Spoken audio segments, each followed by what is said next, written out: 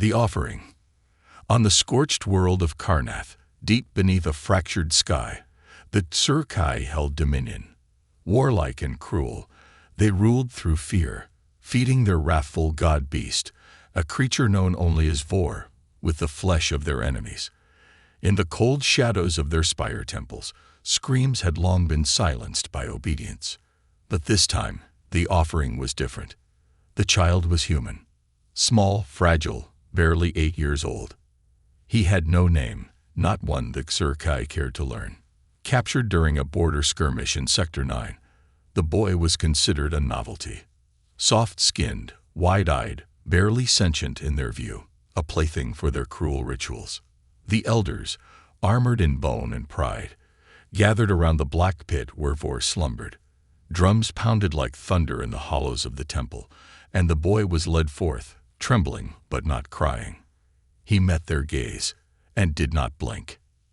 They mocked him, called him meat, shouted to their beast that a new flavor awaited its hunger. The stone floor split open. From the abyss rose Vor, a mass of sinew and scale, eyes like molten suns, breath thick with the scent of decay and rage. Its roar cracked the air, shaking the very bones of the watchers. The child was pushed forward, but instead of devouring him, Vor paused. The beast leaned close. Its hot breath washed over the boy. Something unspoken passed between them. Then it knelt. Gasps rippled through the chamber. 1,000 warlords and priests silenced in unison. Vor, eater of empires, had bowed its head. The human child reached out and touched its snout. And in that moment, the fate of the galaxy began to change. The silence that followed. The chamber was not built for silence. It had always echoed with the howls of the condemned and the victorious cries of the Tsurkai. But now, not even the torches dared to flicker. The beast, Vor, the ancient devourer, the living relic of 1,000 conquests, remained still, its enormous head bowed low before the human child. The boy, still nameless to the Tsurkai, stood with one small hand resting gently on the creature's nose, like he'd done it 1,000 times before. The silence was not empty. It was waiting, breathing. The high priest, who had overseen sacrifices since before the twin suns turned red, stepped forward. His voice cracked with disbelief. "This is impossible. The beast obeys no one, not even us." His words trembled on the air, brittle and small. Nearby, warriors tightened their grips on obsidian spears, unsure whether to strike or needle. This was no longer ritual. This was something ancient and unknown reawakening. Vor shifted its gaze from the boy to the gathered Tsurkai, and the moment its molten eyes scanned them, the Tsurkai felt something they had not felt in generations. Fear, not of the beast itself, but of what it had chosen. Fear of the human, who now stood untouched and unconsumed. Fear of what that meant. The child looked up, eyes reflecting the beast's glow, and said one word in a language none of the Tsurkai recognized. A whisper, barely audible. But Vor understood. It responded with a low, thunderous growl that shook dust from the ceiling. The beast turned, not toward the pit from which it came, but toward the temple's sealed entrance. And it began to walk, with the child riding on its massive shoulder. Chaos erupted behind them. Priests shouted to the guards, ordering them to stop the beast. But no one moved. None dared. It wasn't just fear now. It was awe. Something ancient had shifted. They had seen power all their lives, but never like this. Power without cruelty. Control without chains. Deep beneath the city, in forgotten data vaults, the last historian of the Tsurkai woke from his cryo slumber, alarms ringing in his ear.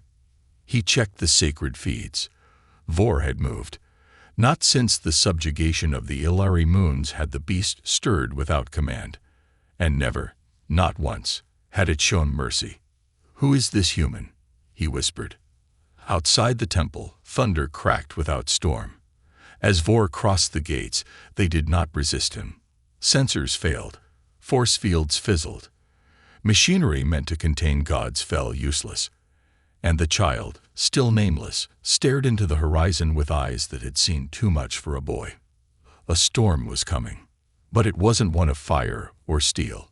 It was something far more dangerous. Hope echoes in the blood. The temple spires of Karnath faded into the distance as Vor moved across the cracked obsidian plains, each step sending subtle tremors through the ground. The Xurkai stronghold, once thought unbreachable, shrank behind them like the dying memory of a nightmare. High above, warships hovered in silence, unsure whether to intervene or simply watch. The Xurkai had spent centuries worshipping Vor as a living weapon. But now, their god walked without leech or law, carrying a human child whose name still no one knew. But the child remembered his name. He whispered it sometimes to himself when no one was listening, not because he feared forgetting it, but because the name held weight. It wasn't just a word. It was a code, passed down through generations of a forgotten lineage. A thread sewn through war, silence, and survival. His ancestors had fled to the outer systems when the first galactic purges began. Humanity had scattered like stars. Some hid, some fought. And some, like his parents, had vanished protecting something ancient, something sealed within his blood. He remembered their voices, faint but unbroken. The lullabies his mother sang, laced with strange syllables and deeper meanings. The medallion his father had pressed into his palm before the Xurkai tore them apart. He wore it now, hidden beneath a layer of tattered cloth.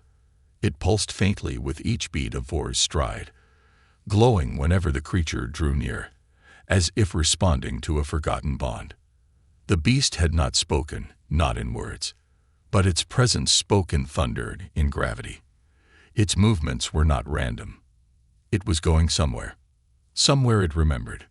They passed shattered ruins half swallowed by black sand. The child looked down from Vor's shoulder and saw carvings etched into broken stone. Images of tall beings with wide eyes and human-like faces standing beside towering creatures that looked strikingly familiar. Not chained, not worshipped, equal, partners. Was that what this was? In the deepest part of his mind, something stirred. Not a memory, not quite. More like a seed waking from stasis. His fingers traced the shape of the medallion again. And this time, it opened. Not mechanically, but like a flower blooming in the sun. A soft pulse rippled outward, invisible to the eye, but powerful enough to trigger distant alarms in places forgotten by time. In a hidden chamber beneath the ruined city of Lorathan, sensors flared to life. Machines older than any civilization began to hum. A console lit up, projecting a hologram of a young human face, the same face now riding atop Vor. A voice spoke in a language no longer spoken aloud. Genetic match confirmed. Protocol Ignis awakened. Back in the ruins, Vor stopped.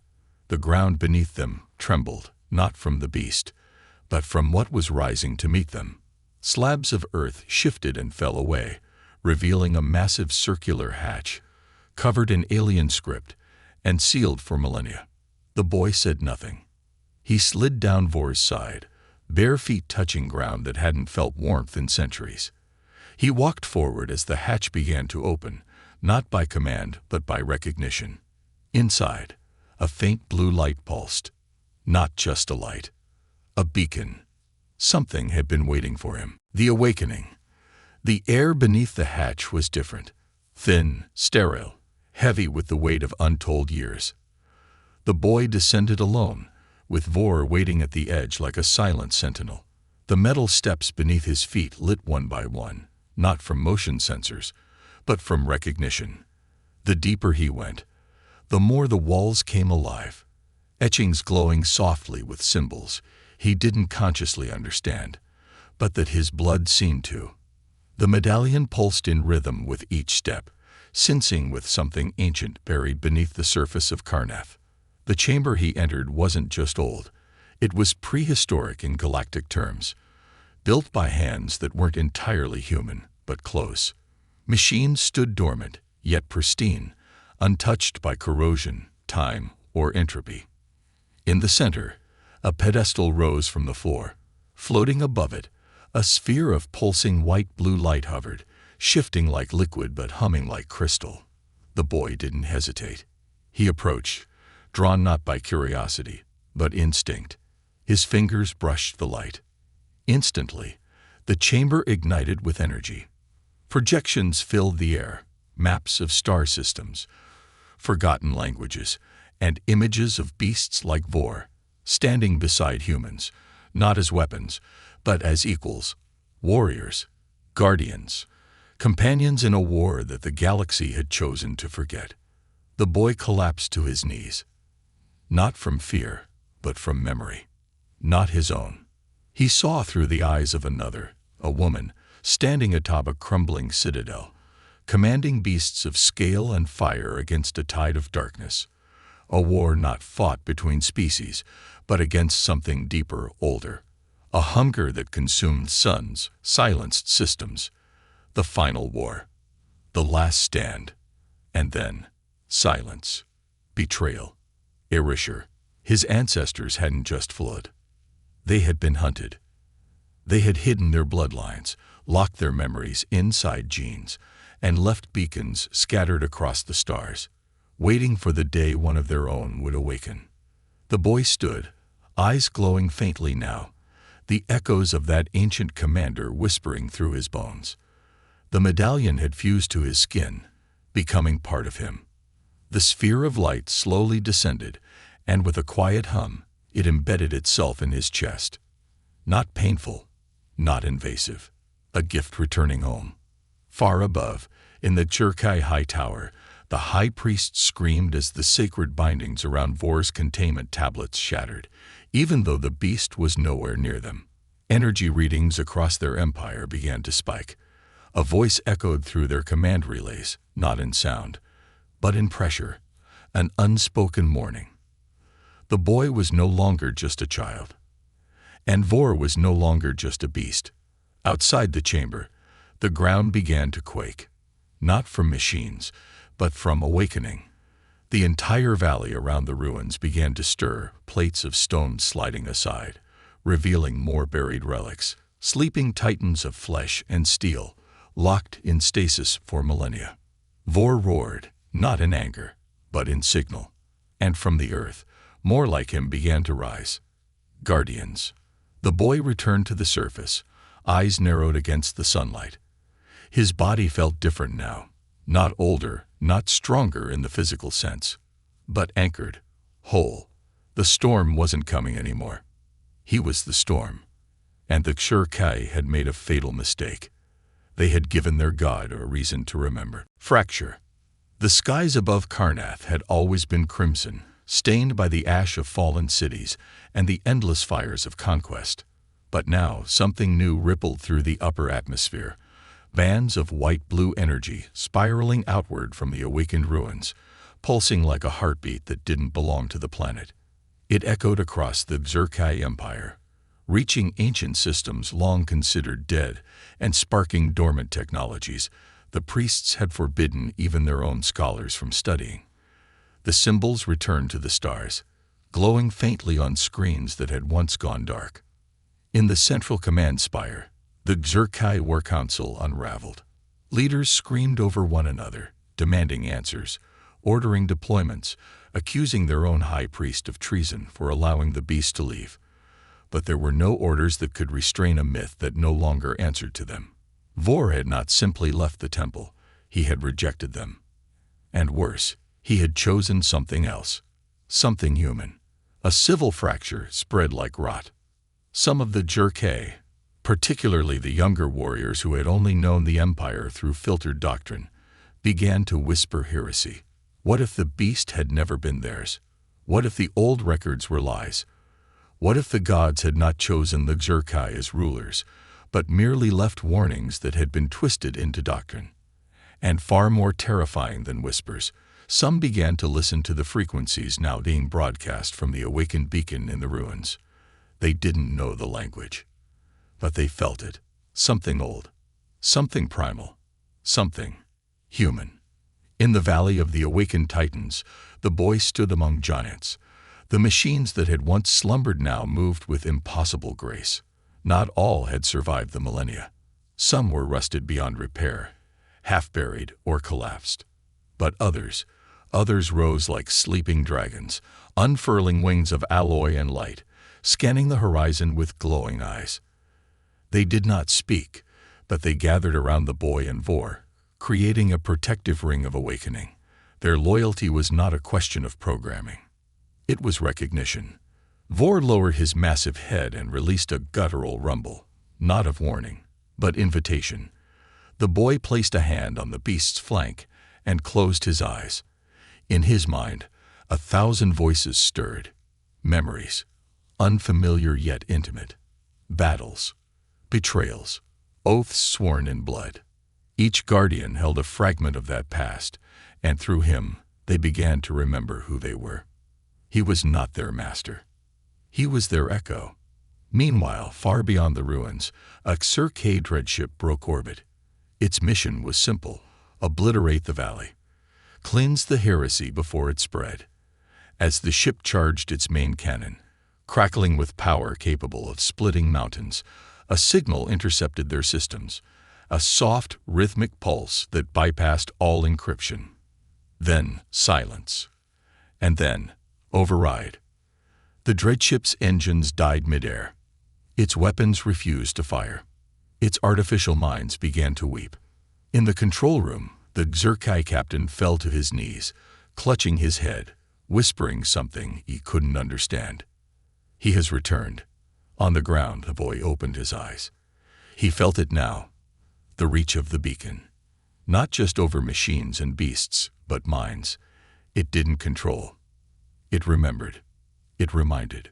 And some of the Xur-K, faced with that memory, began to question not just their loyalty, but their entire identity. The fractures were no longer cracks. They were the beginning of collapse, the breaking of chains. The dreadship lay smoldering across the distant dunes, half buried in molten glass.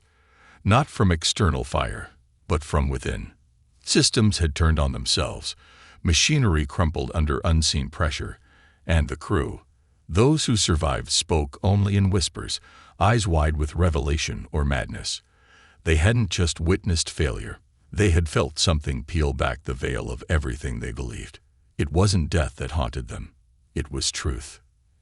And truth had a name again. In the valley below, the boy walked among the titans. The machines moved in formation, not as slaves, not as weapons, but as guardians who had found their pulse again. Each footstep echoed not just in sound, but in memory, an ancient rhythm returning to a galaxy that had forgotten it ever beat. He had not declared war. He had not raised a single hand in violence. But already empires were beginning to shudder. Vor moved beside him, no longer towering with detached menace, but as a protector, an extension of a bond forged long before memory, and now reforged in fire and silence.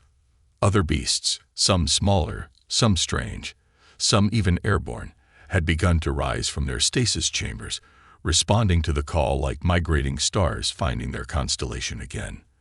And still, the boy did not speak his name, because he understood now. It wasn't his name that mattered. It was the echo behind it. Back in the Xur-K capital, the fracture split into open rebellion. Warriors began removing their temple branding, tearing down statues of conquest, and casting their weapons into the ceremonial fires. The high priest called it blasphemy. But when he gave the order to execute the defectors, his command was met with a single, unified silence. His authority had vanished, not because it had been defeated, but because it had been forgotten. Some Xur-K, especially the elder class, fled the capital, retreating to off-world strongholds in fear. They believed the ancient horror had returned, that the boy was a vessel for some celestial punishment.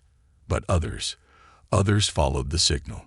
Pilgrims now, not soldiers. They approached the valley not with conquest in mind, but with open hands and uncertain hearts. The boy met them not with words, but with presence. And still, the machines watched. and Vor stood beside him. The pilgrims fell to their knees, not in worship, but in recognition of what had been denied them. The truth that their ancestors were never conquerors. They were guards. They were meant to stand beside the humans, not above them. Something had twisted history, something still hiding. The boy could feel it now, just beyond the outer stars, a presence awakening in response to the beacon.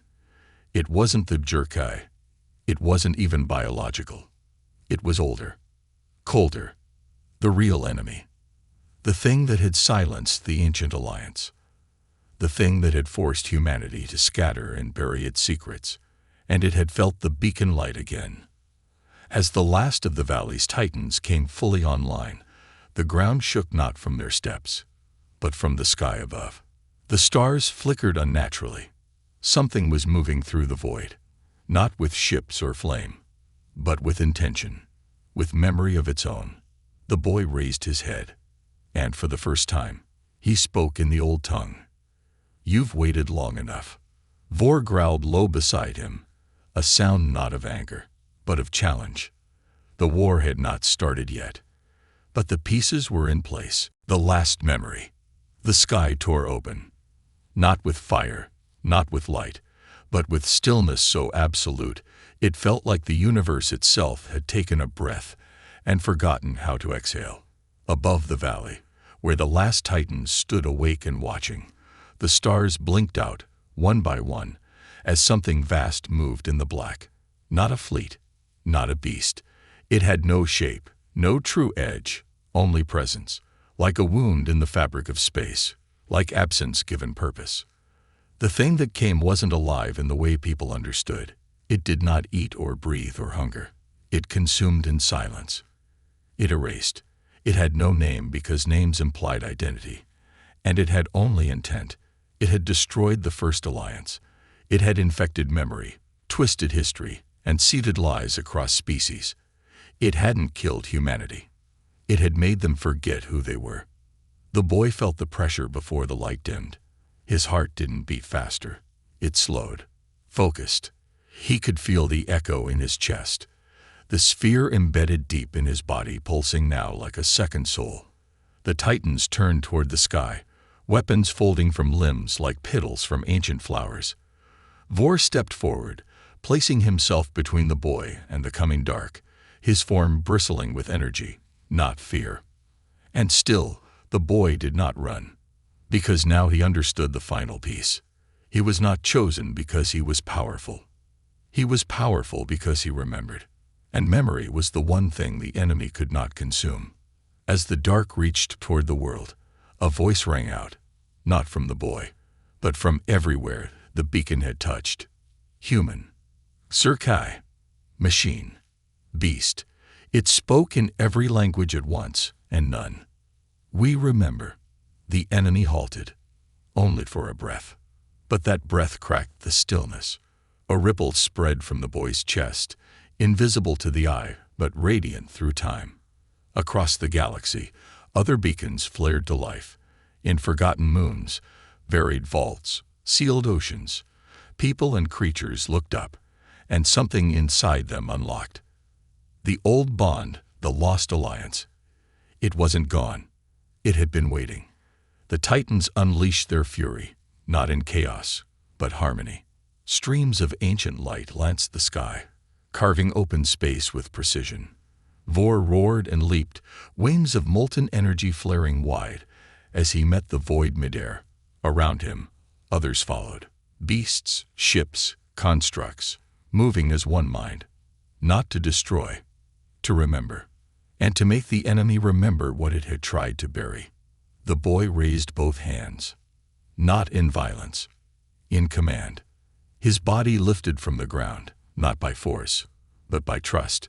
Every titan, every mind tuned to his. The echo reached its crescendo, and the enemy screamed. Not in sound, but in distortion, stars flickering, gravity twisting. But it was too late. They had remembered. The light spread, washing over the dark not like a wave, but like dawn. It didn't burn. It revealed. The thing that consumed faded, not in defeat, but in understanding. Its silence had lost a memory, and memory had returned to the galaxy. When the boy descended, the sky was still again. The Valley of Titans stood unmoving, like a cathedral of machines bearing witness. The Xurkai knelt, not to worship, but to share weight, to begin again. The boy looked to the horizon. The medallion fused into his chest, no longer glowing. He was not a god, not a weapon. He was a reminder that humanity was not meant to rule or obey, but to remember, and to remind others that they could too. As he walked from the ruins, Vor followed close behind, and the world, finally, exhaled.